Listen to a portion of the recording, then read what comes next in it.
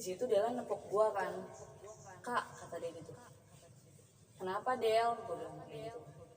Terus kata dia lagi, itu ada anak kecil ngikutin kakak, dia ngomong kayak gitu. Siapa, gua bilang kayak gitu kan. Terus si Dela ngomong kayak gitu, dia suka sama kakak. Assalamualaikum warahmatullahi wabarakatuh. Salam sejahtera buat semuanya. Selamat datang kembali di channel tentang mereka. Balik lagi sama gue Lukman Hakim. Dan di video sebelumnya, di ceritanya Bang Doni, beliau sudah cerita di salah satu villa yang waktu itu. Kalau belum nonton nanti linknya gue taruh di deskripsi. Nah, kali ini gue sudah kedatangan narasumber perempuan cantik, dan Bang Doni juga menyebutkan ada salah satu temannya yang perempuan yang bernama Evi, dan sekarang dia sudah hadir di samping gua. Dia ingin menceritakan detailnya, mungkin lebih jelasnya bagaimana keadaan waktu itu yang di puncak Villa Bogor. Boleh dikenalin nih? Nama gue Evi, Asal mana nih? Jakarta Barat. Sebelum masuk ke inti ceritanya, gue mau mengingatkan, jangan lupa di like, di komen, di share, di subscribe, agar gue juga semakin semangat membuat cerita-cerita horor selanjutnya. Dan terima kasih banyak juga yang udah menonton sampai habis. Terima kasih banyak sekali lagi yang udah support kita sampai saat ini. So, jadi begini ceritanya. Neng, boleh diceritain Neng, gimana sih itu detailnya, versi lengkapnya, versi dulunya. Jadi kata itu tuh komunitas kita Lenong ngadain kayak gathering gitu ke puncak. Iya. Jadi di situ kita rencana itu 3 hari 2 malam. Jadi kita itu berangkat itu tanggal 25 Januari 2019. 2019. Ya. Terus kita itu berangkat kira-kira jalannya itu jam 12 malam. Jam 12 malam. Itu berapa orang nih? Itu kira-kira 20 orang. 20 orang kan? Ini naik kapan itu? Naik mobil TNI. Oh, mobil TNI itu ya? Jadi kita berangkat dari Mangga Besar Ya. jam 12. Nyampe villanya itu jam 2. Jam 2 pagi. Iya. Perjalanan 2 jam, setelah itu nyampe. Jadi itu mobil kita itu nggak bisa masuk. Oh, mobilnya nggak bisa masuk villa gitu ya? Jadi gangnya itu nggak muat. Akhirnya kita jalan kan, kurang lebih 10 menit lah kita jalan. Yeah. Nyampe villa. Udah sampai villa, terus ada warning gitu dari penjaga villa. Ngomong kayak gini, kalian jangan memasuki ruangan di sini. Dia nunjukkan di sini, kata dia gitu kan. Nah setelah itu udah kan, ya kita nggak hiraukan kan, maksudnya ya udahlah, memang udah di warning, ya udah kita berarti nggak usah ngelanggar itu gitu kan, supaya nggak kenapa-napa. Jadi gue kasih gambaran sedikit villanya ya. Jadi di villa kita itu ada gapura, di depan ada gapura, terus sebelah kanan itu ada rumah kecil untuk penjaga villa. Setelah itu villanya kan. Nah villanya itu di sebelah samping villa sih, dia ada ruangan yang gue bilang tadi warning itu. Yang nggak boleh dimasukin. Nggak boleh dimasukin. Nah setelah itu ada ruang tamu, di situ ada kamar 4. Ada kamar utama itu untuk perempuan, sisanya kamar untuk laki-laki dibagi. Nah setelah itu sebagian dari kita itu ada yang perempuan istirahat, bersih-bersih terus istirahat. Nah sebagiannya lagi laki-lakinya itu pada berenang, ada yang gitar-gitaran. Biasa lah ya, biasa. Biar nyampe villa kan. Nah setelah itu pagi kan, rencana kita emang tag itu, kita di situ ada rencana tag video untuk dimasukin ke YouTube. Nah setelah itu pagi kita rencana tag itu jam 8. Kita bangun jam 6 kan, prepare sarapan, terus dari kita udah mulai nyoba tag pertama itu di area kolam renang. Kolam renang tag pertama. Kurang lebih jam 8. Nah setelah itu aman-aman aja kan. Hari pertama Take pertama itu aman-aman aja, udah kayak gitu Itu lu take dari jam 8 sampai jam berapa? sampai jam 9 jam 10 sih kira-kira, kurang lebih segitu. Nah udah kayak gitu itu udah jam bebas kan, ada yang mau makan ya apa gitaran mungkin nongkrong iya benar. Nah sholat. setelah itu kan udah, terus kita pada ke Pondopo. Jadi di situ tuh di deket area kolam berenang itu ada Pondopo. Ada pendopo. Kita pada nyanyi gitu kan. Terus kan gue ngeliat ya rame-rame nih ada yang nyanyi, gue datengin. Setelah gue datengin gue ikut nyanyi juga. Terus di situ tuh ada yang janggal. Gue ngeliat sosok perempuan masuk ke kamar cewek. Ke kamar cewek. Pikiran gue capek kali, halu nih gue gitu kan. Akhirnya di situ gue masuk tuh ke ruang tamu, gue nonton TV, udah gitu gue juga ngeliat lagi di situ. Mata ekor sebelah kanan gue tuh gue ngeliat ada anak kecil. Jadi tuh ada anak kecil, dia tuh pakai baju putih-putih, terus rambutnya kayak rambut orang-orang apa ya, Belanda gitu, putih gitu kan.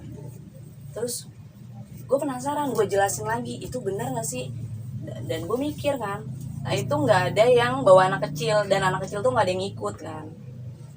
Nah setelah itu pas gue jelasin ngelihat itu nggak ada, anak kecil itu nggak ada. Dia masuk kan, kalau tadi kan cewek tadi kan itu masuk ke kamar cewek, kalau yang ini anak kecil ini masuk ke kamar cowok. Posisinya emang kamar cowok sama kamar cewek itu dia langsung tertuju pada kolam berenang. Nah setelah itu kita take kedua, itu habis zuhur kira-kira jam 1-an.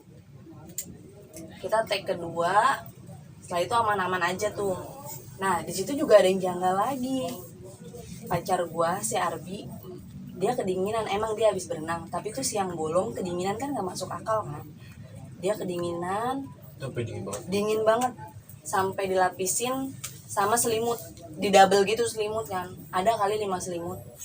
Itu anak-anak cowok juga pada melukin dia kan, sampai pakaian basahnya juga dilepasin sama cowok-cowok kan. Itu masih dingin aja kan.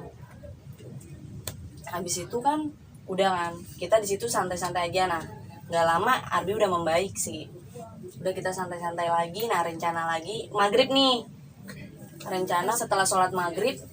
Nah mentor gue bilang kita take lagi ya terakhir, yang ketiga nanti jam 8, kalian pada siap-siap aja kayak gitu kan. Udah akhirnya kita siapin semuanya. Nah di situ emang gue baca naskahnya kan. Jadi satu orang itu satu naskah atau bukan? Iya, kita baca naskah. Gue sama Doni juga sempet kayak, Don ini nggak salah naskahnya, karena tuh menurut gue tuh ceritanya itu serem sih, kayak mistis-mistis gitu, karena salah satu teman gue itu berperan sebagai dukun.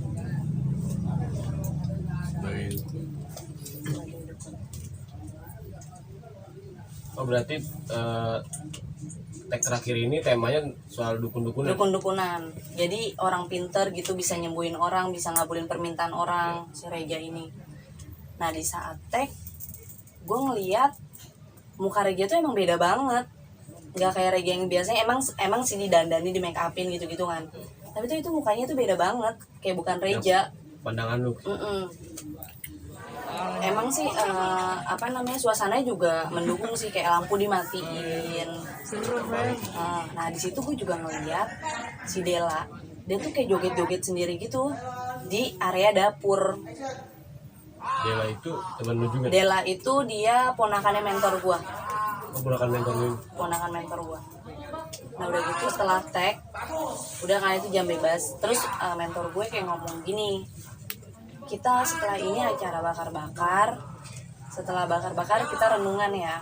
Nah setelah tag itu tag emang biasa aja sih, tapi yang gue pas tag itu aman-aman aja, tapi yang gue lihat itu si Reja itu sama ponakannya mentor gue, si Dela ini dia kayak joget-joget gitu. Jadi dia ngelihat orang pada tag, terus dia di deket dapur dia kayak joget-joget gitu kan, kayak joget-joget itu.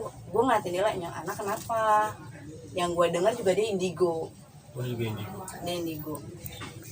Selesai tag itu kurang lebih jam 9 jam 10. Jam 9 jam 10. Habis itu kita bakar-bakar dulu kan. Nah bakar-bakar tuh, jadi ada salah satu mentor gue lagi namanya Bang Komeng. Dia tuh nyusul ke villa di malam itu.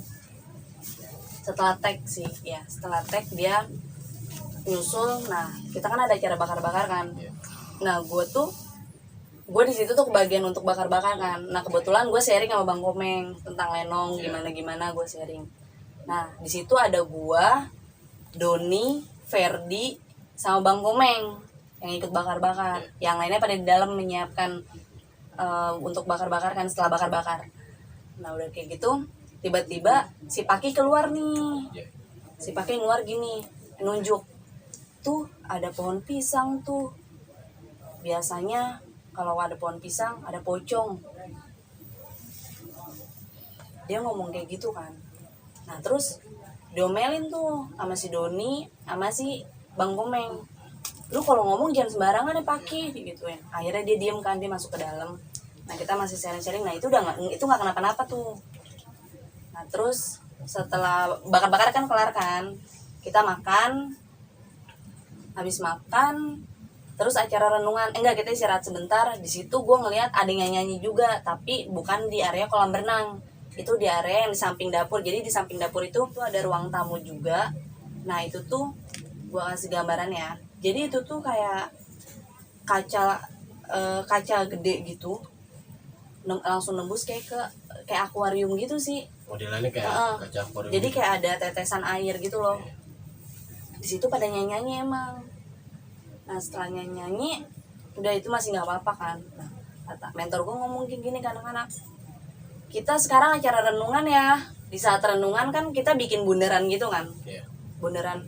Nah pokoknya posisinya si Empo ini ada di dekat dapur. Maksudnya dia ngebelakangin dapur posisinya. Nah udah gitu, udah kan mulai renungan. Nah si Empo tuh 3 kali ngomong bau amis. Yang pertama itu dia ngomong kan, pada nyium bau amis nggak? Kita hiraukan.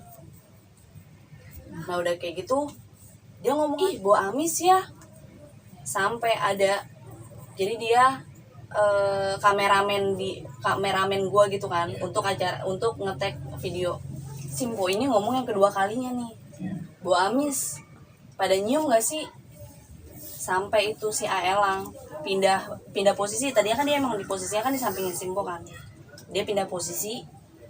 Nah dia pindah posisi, dia ngomong gini, udah sih diem aja, ribet. Dia tuh orangnya nggak pernah ngomong gitu, maksudnya kan orangnya diem gitu. Sampai ngomong kayak gitu kan berarti udah kelewatan kan.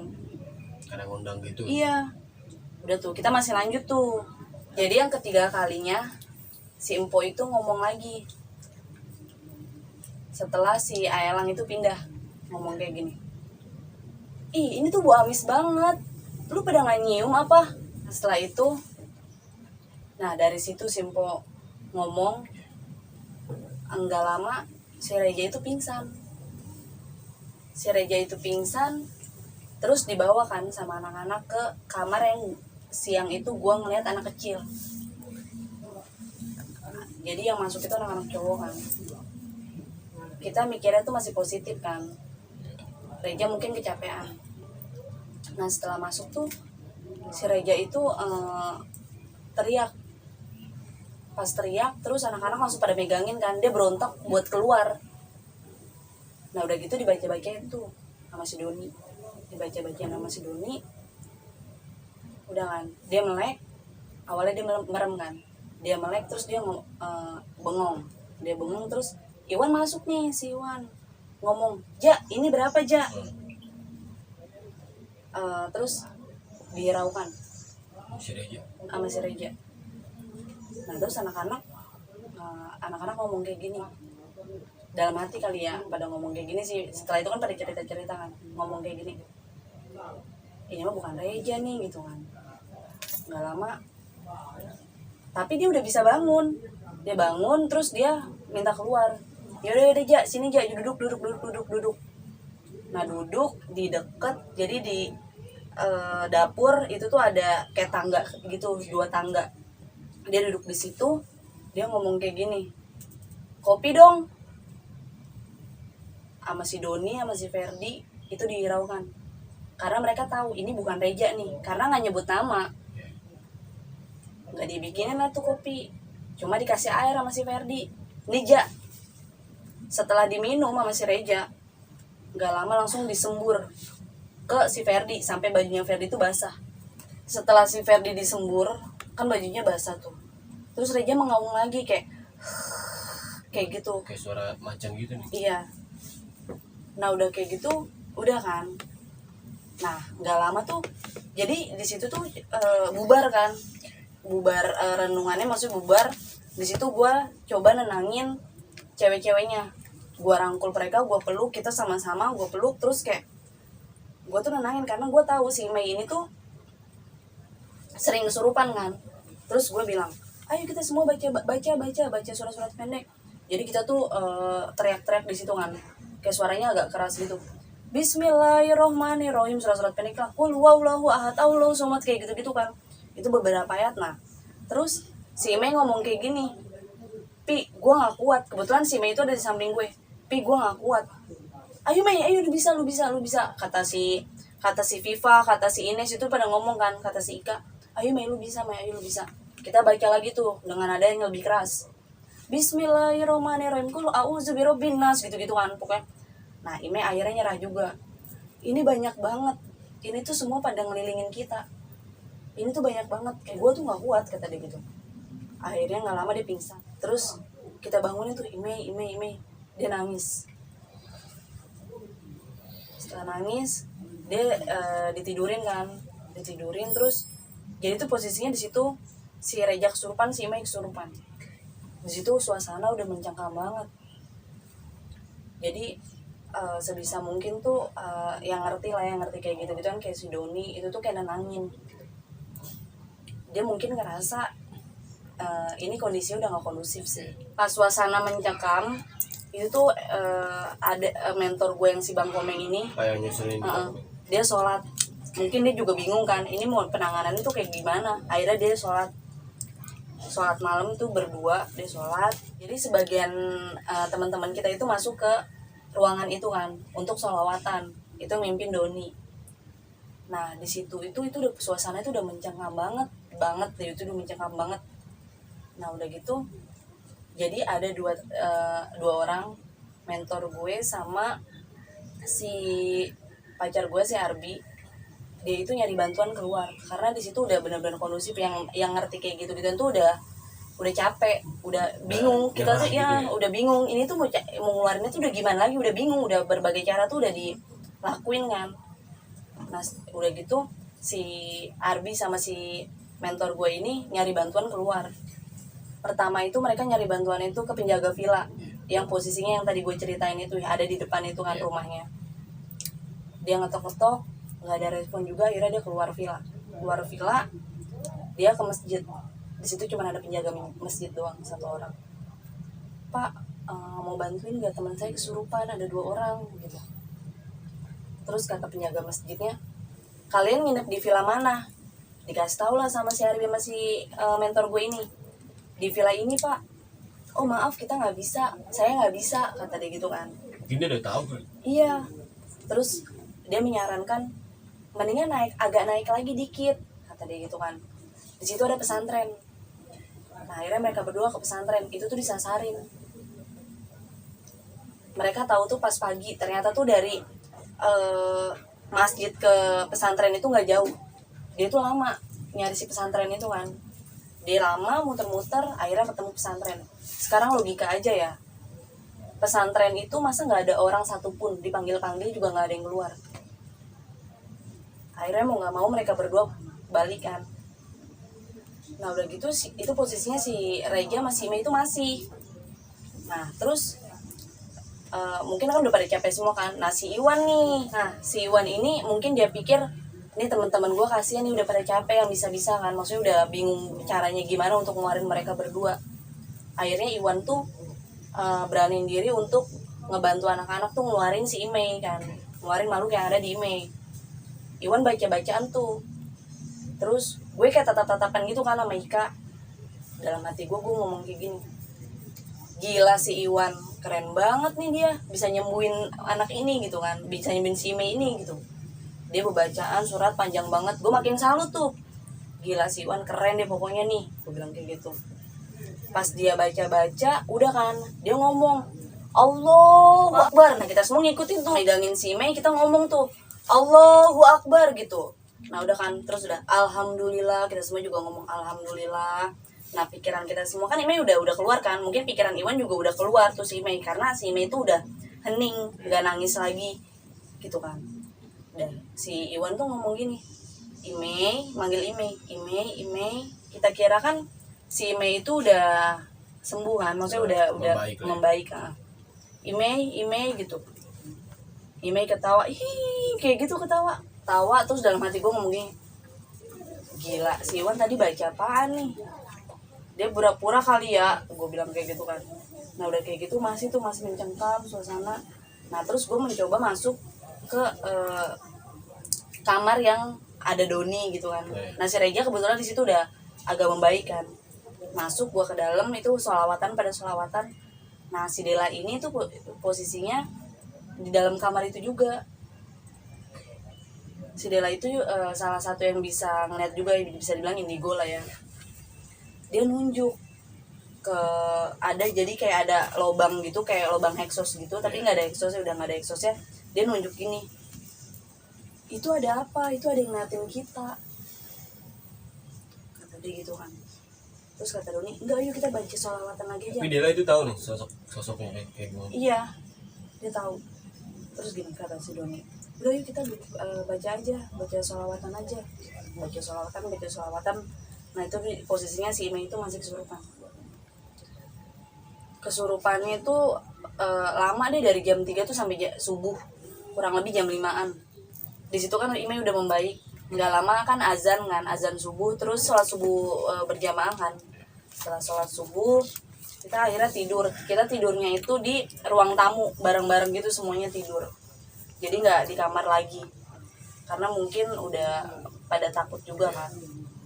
Nah udah kayak gitu, udah kita yang udah enak-enakan tidur. Nah si Dela ini tuh dia tidur sambil ngigo, nggak mau, Dela nggak mau dibawa. Itu sampai 3 kali 4 kali dia ngomong kayak gitu. Dibangunin sama mentor gua, karena kan dia tidurnya sampai mentor gua kan. Dibangunin, Dela kenapa? Om, Dela nggak mau, Om, Dela mau dibawa. Jadi itu ibarat kata dia mau dimasukin ke dunianya mereka kali ya. Dela nggak mau dibawa, Om. Udah, akhirnya tidur lagi kan. Dia disuruh tidur lagi, udah Dela tidur. Akhirnya kita semua kebangun tuh kan, otomatis ngedenger si Dela teriak-teriakan kan. Dela kenapa? Gitu. Dela nggak mau, Om, dibawa. Dela nggak mau. Iya kenapa gitu. Jadi si Dela itu ngerasa dia itu pengen dibawa di alamnya mereka gitu. Ke alam goib gitu ya? Ke alam goib. Udah kan ditenangin sama mentor gue, udah nggak apa-apa baca-bacaan gitu. Udah tidurnya baca doa gitu. Nah akhirnya kita semua mencoba untuk tidur lagi kan, karena itu posisinya kan udah mau pagi kan. Kita tidur lagi, Dela kayak gitu lagi, ngigo lagi tuh. Dia sambil nangis kan, nggak mau. Akhirnya bangunin lagi, kita semua juga nggak bisa tidur dong kan, berisik kan. Ditanya lagi, kenapa sih Del gitu kan. Anak-anak juga kayak geram gitu, karena kan udah pada capek kan. Beneran Dela itu mau dibawa gitu kan. Nah di situ akhirnya ditenangin lagi lah sama si mentor gue ini, si Bang Evan. Udah disuruh bacaan ini itu. Nah udah kayak gitu, udah akhirnya kita di situ bisa tertidur lelap kan. Udah kita bangun pagi, sarapan, enggak sih, kita bangun jam 10-an lah, udah agak siangan kan. Udah kita sarapan, terus mentor gue juga bilang, di sini kita mau pulang ya jam 1, kalian beres-beres ya. Akhirnya kita semua beres-beres. Singkat cerita udah jam 1 kan. Kayak biasa kan kita foto buat dokumentasi di depan villa. Di depan villa kita foto. Nah udah kayak gitu, di situ Dela nepuk gua kan. Kak, kata dia gitu. Kenapa Del? Gue bilang kayak gitu kan. Terus kata dia lagi, itu ada anak kecil ngikutin kakak. Dia ngomong kayak gitu. siapa, gue bilang kayak gitu kan. Terus si Dela ngomong kayak gini, dia suka sama kakak. Terus gue masih positif kan, tapi gue agak sedikit parno gitu kan. Terus gue ngomong sama Arbi, aku takut nih si Dela ngomong gitu, gue bilang kayak gitu kan. Terus kata Arbi, nggak apa-apa. Nah dalam hati gue ngomong, kalau mau ngikutin sampai mobil aja, gue bilang kayak gitu. Akhirnya kita semua itu ninggalin villa kan. Nah gue ngeliat si anak Sekitar jam berapa nih lu tinggalin villanya? jam 1-an. Jadi di situ gue ngeliat kayak sekelibat gitu kan, anak kecil itu udah ada. Itu anak kecil itu anak kecilnya itu sama yang seperti gue lihat yang kata siang itu, yang gue ngeliat dia masuk kamar cowok. Yang wajib putih-putih. Iya. Dan Akhirnya kita semua ninggalin villa. Pas ninggalin villa, udah kan, pas ninggalin villa terus kita nunggu mobil kan. Gak lama mobilnya datang. Di mobil tuh cerita-cerita, gue ngomong sama Dela, Del, anak kecil itu sosoknya kayak gini bukan? Apa yang gue lihat, gue bilang kayak gitu kan. Soalnya gue tuh siang itu gue ngeliat anak kecil, gue bilang kayak gitu kan. Iya kak, bener. Dia suka sama kakak, tapi dia cuma mau nganterin kakak sampai mobil. Karena kakak manja, jadi dia suka. Jadi sifat kakak itu sama kayak dia, manja. Nah setelah itu kita perjalanan pulang itu pada tidur semua karena kan capek ya. Tidur semua, kita nyampe Jakarta itu kurang lebih jam 4 sore. Jam 4 sore itu pulang ke rumah masing-masing. Jadi sebagian ada yang ke pos RW. Jadi tuh kita ngumpulnya itu, titik kumpulnya emang di pos RW kan. Jadi sebagian ada istirahat di sana. Kita cerita malam kan. Malam tuh gue dapat kabar. Kita semua yang di pos itu kita dapat kabar dari si Fikar, pacarnya si Imei. Dia ngomong gini, cewek gue kesurupan lagi nih. Jadi dia lagi beli makan di daerah Mangga Besar juga, dia kesurupan. Nah dibawa tuh ke kosan teman gue, salah satu teman gue si Nanda. Dibawa ke Nanda, nggak lama pas dia dimasukin ke kosannya si Nanda, itu belum panggil orang pinter, belum panggil, itu lampu tiba-tiba meledak. Akhirnya mati tuh kan, lampu gelap. Terus si Mei itu pas kesurupan ngomong kayak gini. Jadi itu tuh bentrok antara si cewek yang kata di kolam berenang itu sama si nenek itu gitu. Si cewek itu ngomong, si Mei kemasukan si cewek yang ada di villa itu kan. Nah di pas kesurupan itu si sosok itu ngomong kayak gini, saya suka sama anak ini karena anak ini mau berteman sama saya, dia kesepian. Dia ngomong kayak gitu. Nah nggak lama nggak lama itu neneknya masuk ke Imei. Nggak lama itu neneknya masuk ke Imei, ngomong kayak begini, jangan ganggu cucu saya. Setelah itu dipanggilin orang pinter, terus diobatin, akhirnya si Imei membaik. Jadi itu aja Man yang bisa gue ceritain. Wow, teman-teman mungkin itu aja sih yang bisa diceritain sama Evi ini, lebih detailnya mungkin ya. Dan buat kalian juga yang punya cerita horor, entah itu di gunung, dimanapun lah yang kalian rasakan, kalian boleh kirim cerita kalian ke email kita atau Instagram kita. Nanti linknya gue taruh di deskripsi bawah. So sebelum gue tutup video ini, gue mau mengingatkan sekali lagi, jangan lupa di like, di komen, di share, di subscribe. Oke, segitu dulu untuk cerita hari ini, dan jangan lupa bercerita. Assalamualaikum warahmatullahi wabarakatuh. Selamat datang. Salah gue. Selamat datang. Bego. Apa namanya, kameramen kita.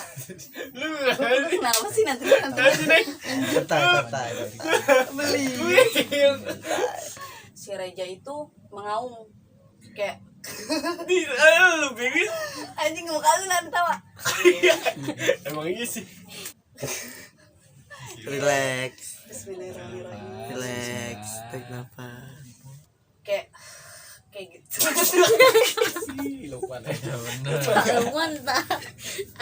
Nah di situ si Iwan itu ngomong Allahu Akbar.